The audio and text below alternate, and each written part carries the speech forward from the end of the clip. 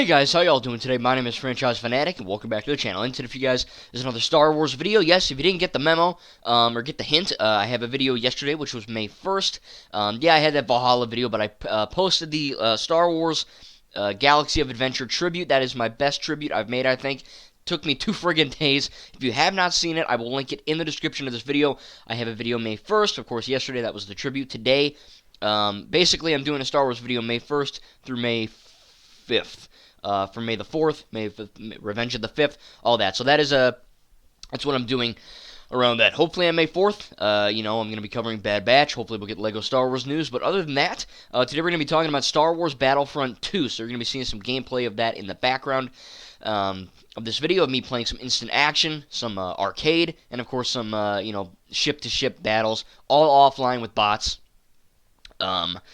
So, I mean, just a few days ago, I think it was the anniversary when Battlefront 2 kind of went offline, so to speak. You can still play online games, but I mean that in a sense that EA and DICE and Disney, everyone, they just kind of stopped making content for it. And, of course, that pissed everyone off because to basically sum the game up, when it first came out in 2017, Year of the Last Jedi, baby, basically what happened was that the game was made by EA, and we know EA, they're kind of scummy, they're kind of poopy, so they kind of put their horrible transitions and their horrible scummy practices into this game, and Battlefront 2 launched with horrible loot boxes and pay-to-win systems.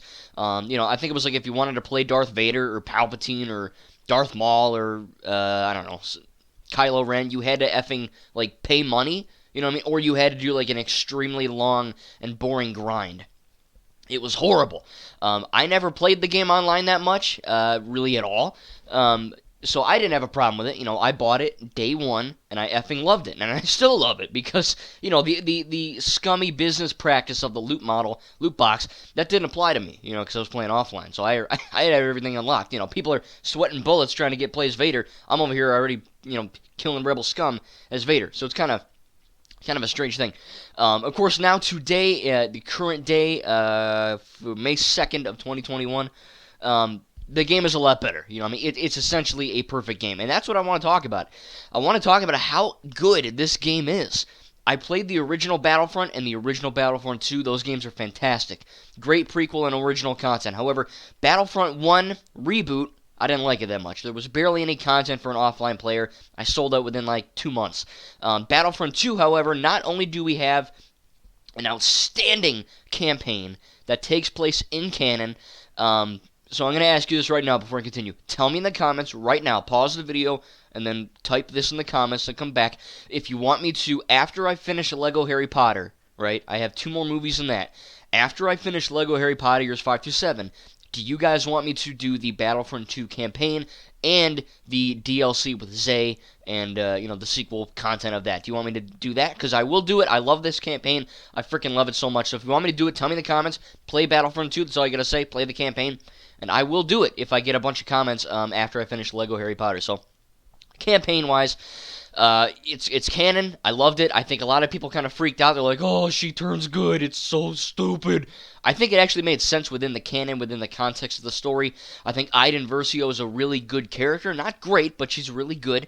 I'm sure she's in a few comics and novels. I have one of the comics, one of my novels, sorry, it was called Aftermath or something like that. It was Battlefront 2 Prelude. Great freaking book, by the way. Really good book. And what this campaign did is it really had a great story with great gameplay and controls. It was really, really fun. The DLC that we got with Zay and all that, of course, besides her being hot, that wasn't my main draw, I swear.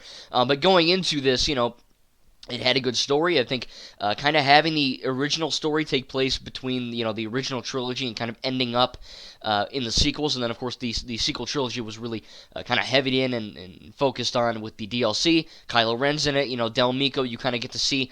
You play as Luke Skywalker in the campaign. You see why he has that compass, and yes, the compass is in The Last Jedi, so it's a really good kind of bridging moment. Again, I just love everything about the campaign. It was really fun, really addicting, and really, really awesome. So moving on to, we're going to be doing some arcade. So basically the multiplayer of this game is really what keeps me going, keeps me revisiting it's extremely fun. The arcade mode is like team deathmatch in Call of Duty or something like that. Free for all Call of Duty. It's basically you pick a map from the prequel, original, or sequel trilogy, and you pick a character or a trooper, so you can play as like a normal grunt with a normal blaster, or you can just say screw it and I'm gonna play as Kylo Ren or Rey or BB-8 or Finn or whatever. I don't know why Poe's not in the game. I really wanted Poe in the game, but whatever. That's the thing, though. You know what I mean? There's so much prequel, original, and sequel content that isn't in the game. It's like, and I know the Lego Star Wars The Skywalker Saga is going to have everything, but it's just kind of funny. It's like, man, I wanted to play Poe. I wanted to play Ventress. I wanted to play, I don't know, some guy from the originals, Jango Fett or something like that. It's or the prequel. There's just so much content that isn't in the game, but that's not to say the game is small, because, again, playing this multiplayer mode, I mean, for the gameplay, just being able to play as a stormtrooper or a rebel in third or first person and just kind of destroy rebel scum, it's extremely fun. Having great graphics, having the ability to just, set up a match and play. There's no waiting. There's no weird problems. There are basically no glitches in this entire game that I have experienced playing offline. Nothing. It's a perfectly made game. Campaign included. But arcade, man, it really is like the Call of Duty of Star Wars. You know what I mean? I went, okay, I'm going to play some prequel content. You set up a prequel match. I'm going to play some original. Plays Darth Vader. Okay, I'm going to play sequel. Going to play Kylo Ren or Rey or Finn on Aegon Klaas from The Rise of Skywalker. There's so much content in there. And then that's not even mentioning the instant action mode, which allowed you to essentially... one of my main complaints of the original arcade mode in this game is that the maps themselves felt kind of small and linear, kind of like a Call of Duty map, but I knew that everyone online was playing these big-ass maps, and I'm like, oh, man, I wanted to play on these big maps, And then they updated it, and the offline players got instant action, which is, of course, kind of reminiscent of Battlefront 2, the original, where you kind of have to take command posts and all that. It's great fun. It's freaking outstanding. The maps are just amazing, you know what I mean? Like, you play Hoth in the arcade, it's kind of a small bunker area, and it's fun. But then you play Hoth in the instant action mode, it's like, you're playing on Hoth. You're on the planet, you're running in the snow. Same with Jakku, you're in the desert. Aegon Klaas, there are some planets that I wanted. I wanted Mustafar. I wanted to be able to play Mustafar in the prequel era and the sequel era, because it is in the sequels in The Rise of Skywalker. There's certain things that they should have added. I wanted to play Dio, I wanted all this stuff. But the fact that we actually got that instant action mode, and the fact that it works, and the fact that it's really friggin' fun.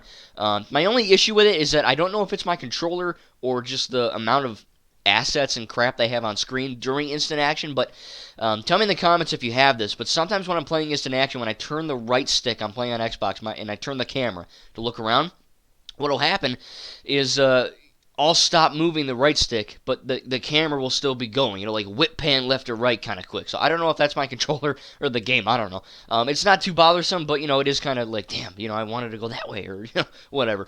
But going back to the positives of instant action, it's just, it's such a, I'm the type of guy, and I'm going to talk about this on May 4th, but I truly love everything canon Star Wars. There is not a single thing I dislike. The prequels, yeah, I'll admit they have some weird acting and writing, but that's how they're made. I'm talking about the content itself. Everything is good in my opinion. So for me, to not be a salty hater, fake fan, crybaby, soy boy, SJW, whatever they're called nowadays, that just biatch constantly. They just, I hate this. I hate Attack of the Clones. I hate Phantom Menace. I hate the sequels. Sequels suck. Prequels suck. It's like, just go away. You know what I mean? Just go away. Go be a moron on your own self. Go hate Star Wars on your own self. Real fans don't hate. Real fans can dislike. There's a big difference there. I'm a real fan because while I can admit there are flaws in Star Wars, I still love it all because it's friggin' Star Wars. You know what I mean? It's still fun. There is not a single thing in this franchise that I think is really bad or horrible. And I like to think that's subjectively the truth. A lot of people complain. They go, oh my god, that sucks. And they go, oh, hold on maneuver broke canon. No, it didn't. Here's why. Luke Skywalker's out of character. No, he's not. Here's why. Every single thing people don't like about Star Wars, I can tell them why I absolutely love it. And it pisses them off, and it makes me happy, because they know they're wrong. It's a great feeling. But the ability to, just love everything Star Wars, and play this game, play some prequel content in Naboo, Clone Wars content, originals. You could play on Hoth, play as Darth Vader or the Emperor. Play sequels. You could play, like as Takodana, as Rey or Kylo Ren. It's just such a great feeling, man, to play all three trilogies. In the Skywalker saga in like a first person, third person shooter element. It's freaking fantastic. It's almost liberating, just to wake up and be like, you know what? I love Star Wars. I'm gonna play this game and have it work. Hopefully, Lego Star Wars: The Skywalker Saga does actually work when it comes out, whenever it comes out. Again, fingers crossed for May 4th. We'll have to find out. But going into the ship-to-ship battle segments really quick, this is my least favorite part of the game. It's not bad, and it works, and it's a lot of fun. But it is... there's not as much content as the other stuff, And they made Star Wars Squadrons, which I did play on the channel, and I used to own it. I actually sold it because they didn't contribute anything to the game, really. Kind of having like a freaking bobblehead of a Twi'lek or whatever, that doesn't count for me. That's not really content. So I got bored of the game pretty quick. It was fun, the campaign was cool, and if I really wanted to relive the campaign, I just watch a dude play it on YouTube. It is canon. It was fun. I did enjoy it. It was a good campaign. Kind of contributing to the lore of Star Wars, but the offline multiplayer was too short, too little, and just not enough. I had fun with it. It was a lot of fun when I first got it for about maybe 2-3 months. I was playing it, not every day, but, once or 2 or 3 times a month. It was pretty fun. And then I just looked at it, and I was like, you know what? I want to buy Assassin's Creed. So I'm like, the Assassin's Creed game I want, I'll trade in Squadrons, and it worked out. But I did like it. It was a good game. But this game, and I know Squadrons had like it was more in depth. It was like you're really in a TIE fighter, or you're really in a Y-wing or whatever, an X-wing. But the Battlefront modes, you can switch between third and first, which you're probably seeing in the gameplay. I don't know, it's just more fun. You know what I mean? There's not as much crap to know. It's just literally shoot and use your 3 special toggle trigger buttons, and there you go. It was a lot of fun. It really felt like the biggest compliment of the ship-to-ship battles in this game is that it feels like you're playing the movies. You know what I mean? Like when you watch the Death Star assault in A New Hope, or the attack on Starkiller Base in The Force Awakens, or even the Battle of Naboo in The Phantom Menace, you get to actually... It feels like you're doing that in a video game form. You get the music blaring and the blasters are all over the freaking place. You're playing as Poe and he's like, "Hang on, BB-8," and he's going, "Rawr!" You're turning the thing. It's so immersive and it's fantastic. That's the best thing I can say about it. But yeah, like I said, man, Battlefront 2 really came out in a really horrible state, and I'm kind of sad to see that they're not adding more content. I think that and. EA, the developers, the producers, they've made it pretty friggin' clear that they're not returning, but of course there's these idiots on the internet, hashtag, Snyderverse shite. They're like, bring back Battlefront! It's like, guys, they're not, stop it. They should have kept going, but they didn't. Whatever. The game that we have now, the game that I played today to record my gameplay for you guys for this video, is a game that I can highly recommend if you are a Star Wars fan. If you like the prequels, originals, sequels, if you love them all like me, this game is 100% for you. It's got great action, great gameplay, great content, great story. It's canon, it's a lot of fun. It's a great game. What do you want me to say? Apart from Lego Star Wars, the Lego Star Wars games, this is my favorite. I like Squadrons, it was alright. I really enjoy the old Battlefront games. Force Unleashed, not canon anymore, sadly, but, they're alright. But this one, Battlefront 2, it's everything you'd want in a Star Wars game. If you want to live out fantasy battles that you've always had in your mind as a kid, teen, or adult, you need to freaking buy this game. It's fantastic. So, again, guys, tell me in the comments if you want me to play the Battlefront 2 campaign. I will gladly do it after I finish Lego Harry Potter years 5 through 7. Again, guys, Star Wars Battlefront 2 is a game they kind of killed off too quickly, and it kind of died right out of the gate with all the loot box crap. But I do think that this game, as it stands right now, is a game that everyone should play if you call yourself a Star Wars fan. Thank you, guys, and we'll see you in the next video.